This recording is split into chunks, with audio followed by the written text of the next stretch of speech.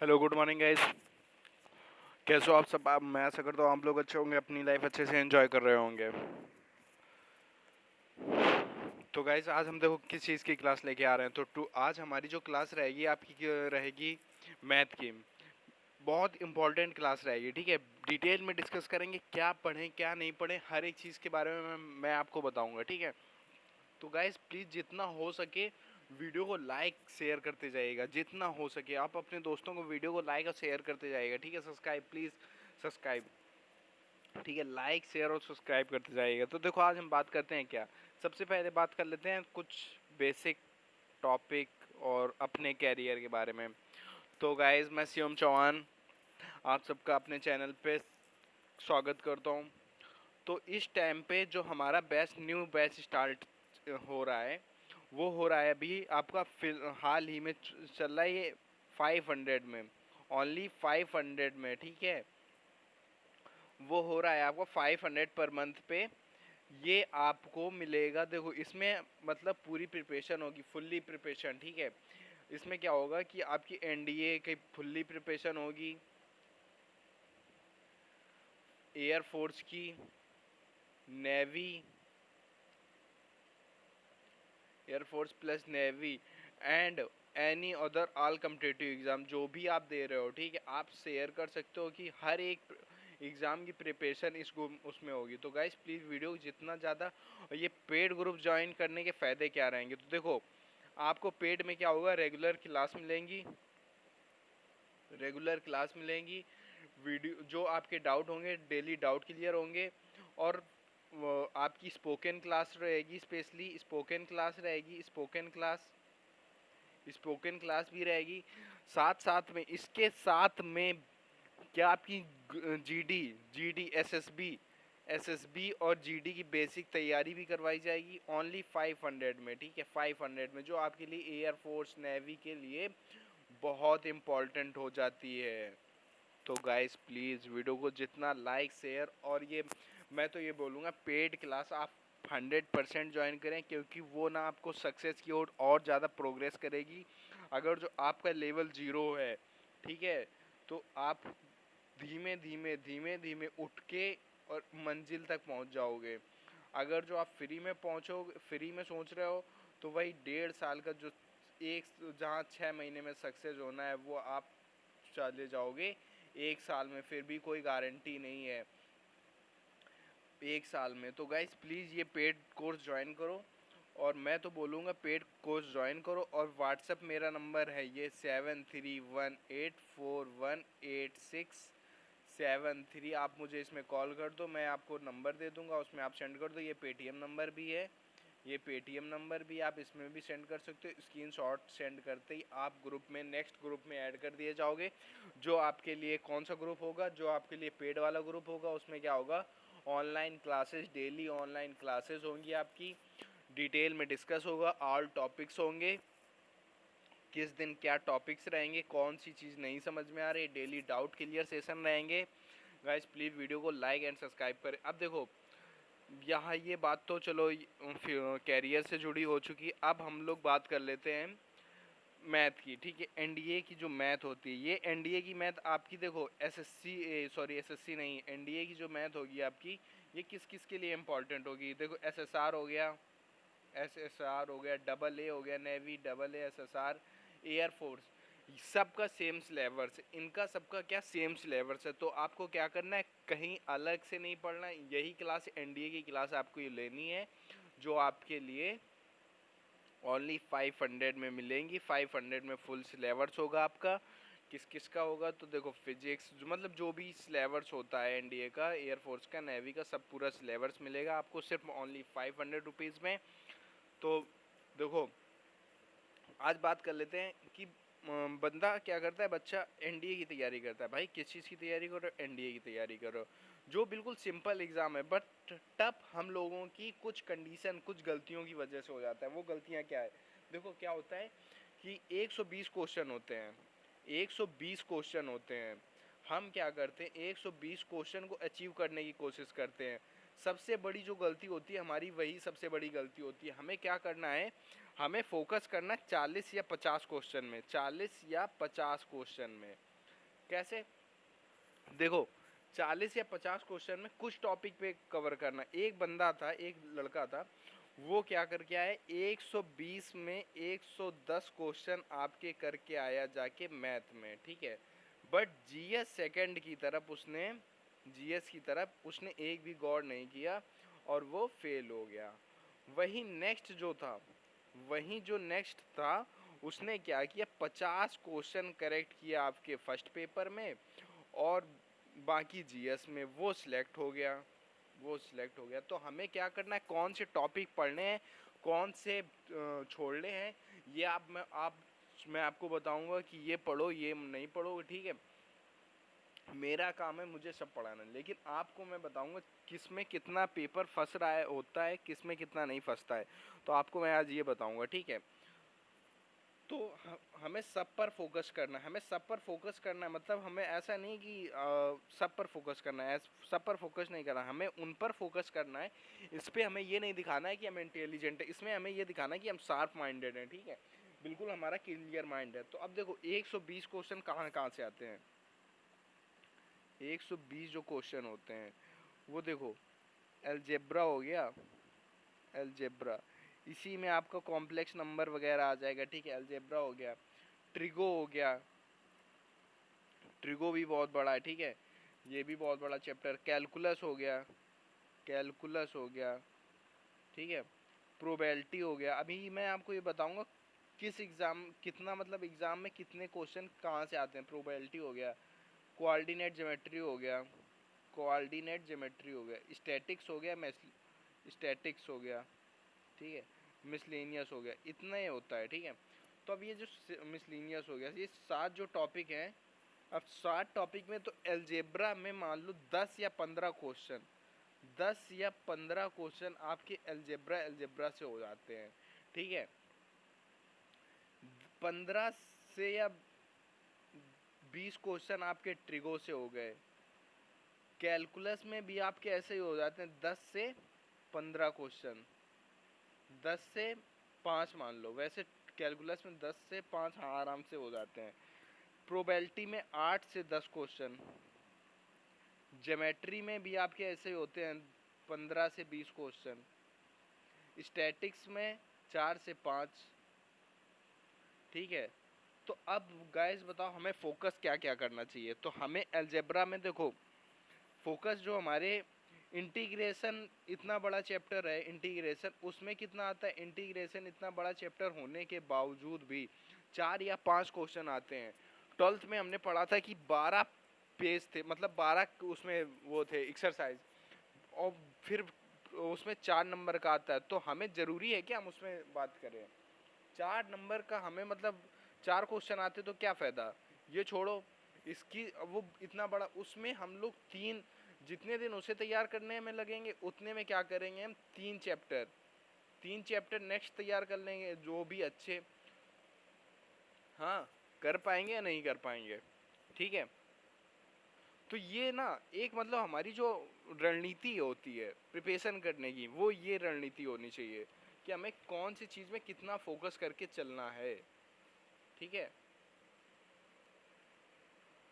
Binary से भी question 4 या 5 क्वेश्चन आएंगे, स्टैटिक से 6 क्वेश्चन, बाइनरी से 4 या 5 क्वेश्चन, बाइनरी से 4 या 5 क्वेश्चन, 4 या से 5 क्वेश्चन, स्टैटिक से आपके 6 या 7 क्वेश्चन, 6 से 7 क्वेश्चन, ठीक है, इतना आएगा आपका। इंटीग्रेशन में हमें फोकस करना ही नहीं है, ठीक है। तो अब हमें क्या करना है, मतलब वर्क हार्ड नहीं करना है, क्या करना है, हमें वर्क हार्ड नहीं करना है। जब मतलब ऐसा नहीं कि हमें 24 घंटे बिजी रहना है, वर्क हार्ड नहीं करना है, हमें क्या करना है, शार्प माइंडेड रखना है। शार्प माइंडेड मतलब कि हमें इतने क्वेश्चन करने हैं बस, ठीक है।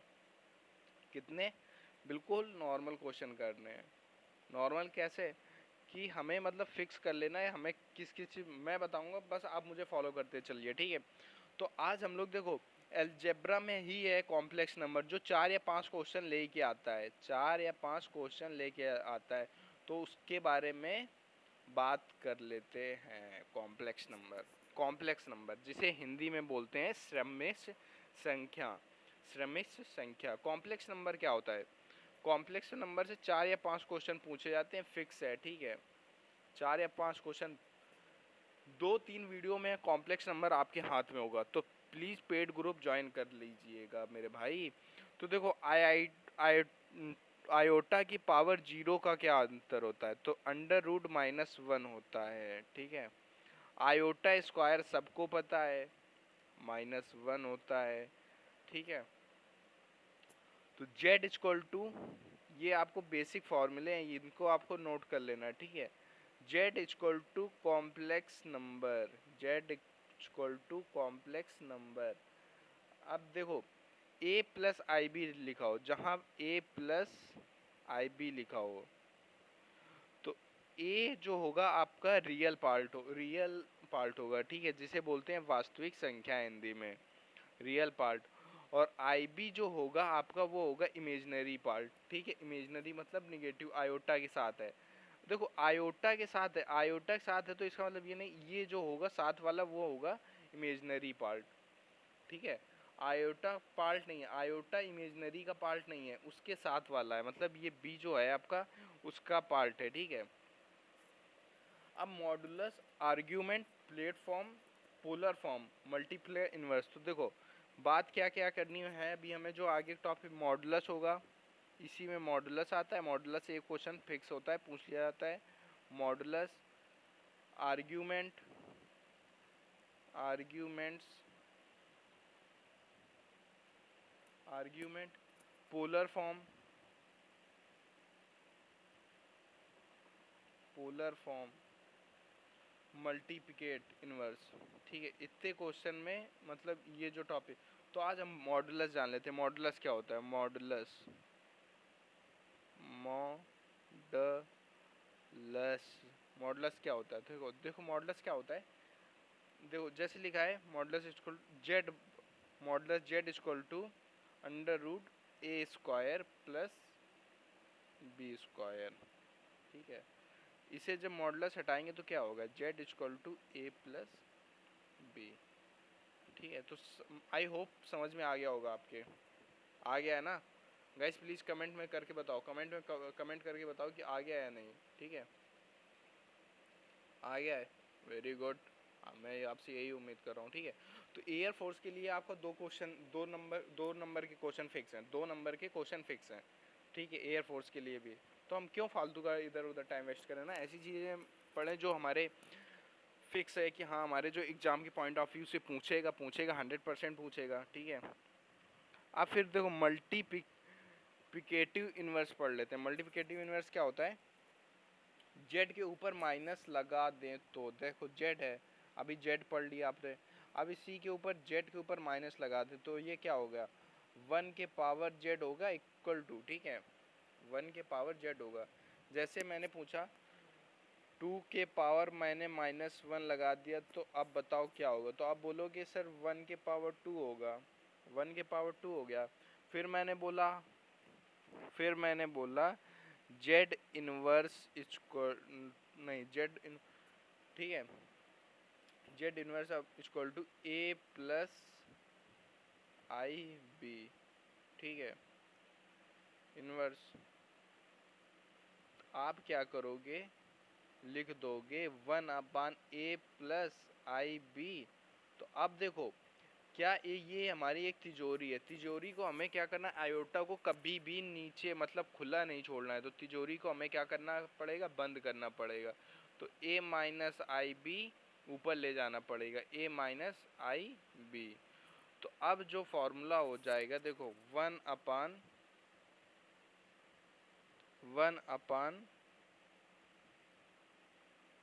पेन नहीं काम कर रहा, अब करेगा 1/, क्या होगा? a plus I B, 1/a plus I B. मैंने बोला तिजोरी को हमें खुला नहीं छोड़ना है, तो a minus I B, a minus I B.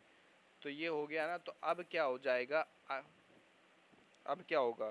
ठीक है, तो अब ये बन जाएगा आपका Z inverse equal to A minus B A square plus B square, ठीक है। ये क्या बनेगा, जेड, ठीक है। तो अब आपसे क्या क्वेश्चन, जो मतलब जो हमारा एक वो फॉर्मूला बना, तो Z inverse equal to Z bar equal to upon modulus Z. Z bar का क्या होता है, जेड बार का होता है I minus I B, I minus I B. Modulus Z का बता ही चुका मैं, A square plus B square. I hope कि आप लोगों को समझ में आ रहा होगा, नहीं आ रहा हो तो बता देना प्लीज़। मॉडुलस जेड का क्या होता है, अगर जो वही जेड मॉडुलस हटा दो, जेड जेड इक्वल टू रखो, अभी आपको बताया ए प्लस बी होता है, ठीक है। जेड का क्या था, जेड का ए प्लस बी था, जेड बार लिख गया तो माइनस हो गया ना, समझ में आ रहा है ना। हाँ वेरी गुड। तो जेड का कॉन्जुगेट का मतलब क्या होता है, जेड का कॉन्जुगेट का मतलब क्या होता है। तो जेड का जो कॉन्जुगेट का मतलब होता है, देखो जेड इक्वल टू लिखा है ए प्लस आई बी। अगर जो इसी का कॉन्जुगेटिव कर रहे हैं ना, तो Z bar equal to A minus I B, A minus I B, ठीक है। तो इसका जो पहला फार्मूला बनेगा वो क्या बनेगा, तो इसका जो फर्स्ट फार्मूला बनेगा वो बनेगा Z inverse equal to Z bar upon modulus Z square. ये आपका फर्स्ट फार्मूला बनेगा, ठीक है। अब इसी से क्वेश्चन अभी पूछे जाएंगे, ठीक है। तो अब एक दो इम्पॉर्टेंट क्वेश्चन बात कर लेते हैं। तो इम्पॉर्टेंट एक क्वेश्चन बनेगा, एक क्वेश्चन मैं बता रहा हूँ। एक क्वेश्चन दिया गया आई के पावर 12, आई के पावर 13, इसमें सॉल्व ट्रिक होंगी, ठीक है। आई के पावर 14, आई के power 15 equal to find out, मतलब फाइंड आउट करो। तो देखो आई स्क्वायर लिख दिया, आई के पावर 6 लिख दिया, प्लस आई स्क्वायर लिख दिया, आई के पावर 6 इंटू आई लिख दिया, प्लस आई स्क्वायर लिख दिया, आई के पावर 7 लिख दिया, प्लस आई के पावर आई स्क्वायर आई के पावर 7 आई 5, ठीक है।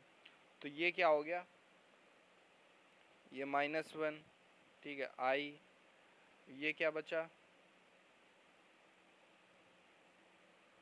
ये आपका -1 आई, ठीक है। ये +1, ये क्या हो गया, माइनस माइनस प्लस माइनस, ये कट के क्या आ गया, 0 आ गया। तो आंसर क्या आया, 0। तो अब हमें एक चीज़ देखो, अब इसका 0 तो आ गया, अब एक ट्रिक देखनी है।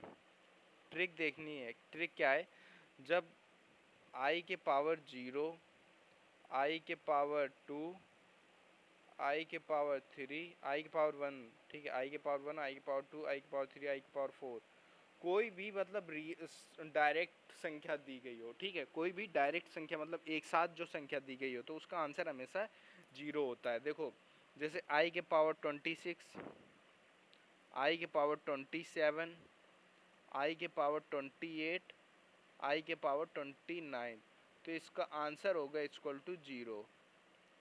अभी अगर जो आप पूछ रहे हो क्यों होता है, तो देखो आई के पावर 0 का आंसर मैंने बता ही रखा, √-1 आई पावर 1 का, ठीक है, 0। आई स्क्वायर 1, ये बस यही वाला फार्मूला लगेगा, ठीक है। आपको बस यही चार चीज़ें याद रखना है। ये एक सॉल्व ट्रिक होती है, क्या कैसी सॉल्व ट्रिक होती है, ठीक है। तो ये ट्रिकी है, ये ट्रिकी है। अब देखो जो एनडीए के, अब ऐसे ही क्वेश्चन पास्ट ईयर में पूछे गया था, दो क्वेश्चन है, दो क्वेश्चन के बारे में हम डिटेल में बात कर लेंगे, ज़्यादा वीडियो लंबा नहीं खींचेंगे, ठीक है। तो दो वीडियो कैसे, मतलब दो क्वेश्चन जो पूछे गए थे एनडीए के एग्ज़ाम में वो क्या थे, तो एनडीए एनए के एग्ज़ाम में पूछे गए थे, वही एयरफोर्स में पूछे जाते हैं। तो क्या था, sigma I equal to 1 equal to N, मतलब आई एक से लेके एन के तक, सिग्मा एक से लेकर एन तक पावर, ठीक है, आई के पावर एन, आई के पावर एन प्लस आई के पावर n+1। तो मतलब क्या बोला जा रहा है कि आई के पावर 1, आई 1 से लेकर आई के पावर n तक, मतलब n तक, ठीक है। तो n की जगह वहाँ पे लिखा था 12, 12 लिखा था, 12 लिखा था, n की जगह पे 12 लिखा था, ठीक है। दोनों में से अब देखो क्या करना है आपको, अब यहाँ पे क्या करना है आपको, क्वेश्चन आपको क्या था कि आई के पावर n आई के पावर n प्लस वन, तो n की जगह आपको क्या लिखना है, n की जगह n इक्वल टू 1, 12 तक ले जाना है ना, तो आई के पावर 1 प्लस आई के पावर 2, ठीक है, ये आई के पावर 1 n प्लस आई के पावर n प्लस 1 है, तो n इक्वल टू 1 है, 1 से 12 तक लिखना है फिर, ठीक है, प्लस आई स्क्वायर आई के पावर 3 आई के पावर 4 आई के पावर 5, ऐसे कर करके आई के पावर लास्ट में जो बनेगा वो लास्ट में बनेगा आई के पावर 12 प्लस आई के पावर 13।